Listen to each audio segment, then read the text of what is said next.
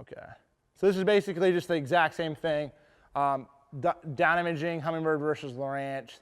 You can see how this is actually a different school of bass on Chickamauga right here on my down imaging on my Lowrance. But you can see, like I said, it really allows you to see that you can really highlight those fish on that hummingbird. Okay, so that's actually the first cast I made on that spot on Chickamauga. First cast I made on that spot. It was like it was an 8-15 on a big worm. I throw that thing out there, it's like, doo doo. Oh shoot. I was actually on my phone, I'm like, yeah, oh boy. I was like, what's up? I'm like, hold on, let me call you back. I put the phone down, I'm like, this is him. And I'll tell you a little bit about that story. Going back in Chickamauga, it was pretty crazy because those fish were on subtle little deals. Subtle. One of my best spots was only a little spot that went from 15 to 16 and a half, and they came back up to 15 foot. It was just a little dip. That's all it was. But the reason they got there was because of the current. They got there because they wanted to get out of the current. You think about it, okay? Now, I only caught 4 bass on this place. Only 4 bass. The second day of the tournament, I tried to figure out what was going on. And the first day, they ran a lot of current, okay? Lots of current. And one of my best places, it was more of an obvious place. I picked up, a DT20 and got them fired up. And when I got them fired up, they're running like 40,000, I think, 45,000 cubic feet per second. And I cranked that DT20 down there and just caught them and caught like 3 or 4 really nice fish. And so now I think I caught one on a big worm and one on a swim bait, and I called up and ended up catching them really good. Next day, but there was one place that I never could get them to bite. I had them bite my swim bait, had them, like they wouldn't eat my crankbait. I was trying to figure out what was going on, but they were stacked there. All over them, they were there. I'm like, dang, what do I got to do? So I'm like, all right. And I picked up that hair jig, I threw it out there.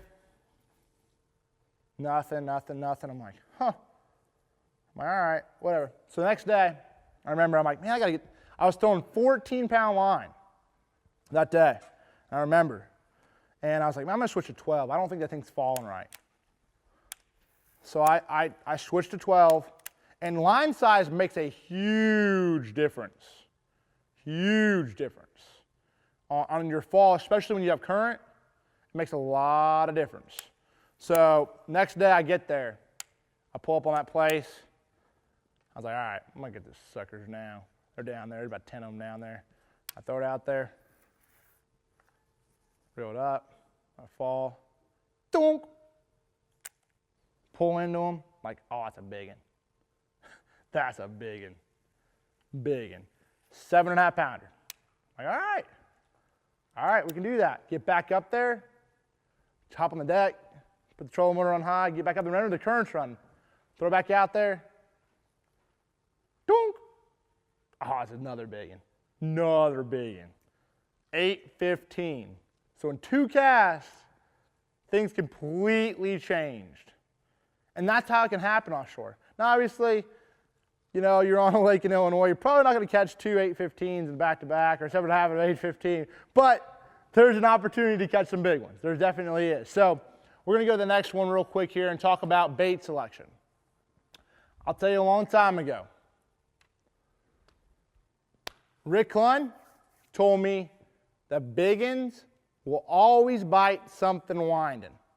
And that's been engraved into my mind since the day he said that. The biggins will always bite something winding. You look at Kevin Van Dam. He's one of the best. He's one of the best there probably ever was. Ever is. Hands down the dude. The man. And if you look at how he's done throughout the last 5 years, he's always catching them winding something. He's catching biggins all the time too. And I'm going to sort of break down real quick here before we do anything. There's like 2, I'm going to break down like the totem pole of how to catch biggins on a ledge. Like if there's 6 baits, how I'd break it down. Okay. Number 1, if you're trying to catch the biggest bass in the lake, put you a 1 ounce VMC swim bait hook in there and put about a 5 or 6 inch bass tricks on there. 6-inch bass tricks or a 6-inch Shadowlicious. That's number one, okay? Number two is a DT20 crankbait. Rapala DT20, that thing, you know, your biggins, if you have a big school bass, you pull up there, you're wanting to throw the biggest bait into that school to try to fire them up. You want that first bite to be old Mo. You want Big Mo to bite it. You're trying to catch the biggest fish in that school. First one I'm going to pick up is that swim bait. Second thing I'm going to pick up is that crankbait. And the information Bass University provides isn't your basic run-of-the-mill fishing video. This is specific information from A to Z to help you learn, get to the water, and become a better angler quickly.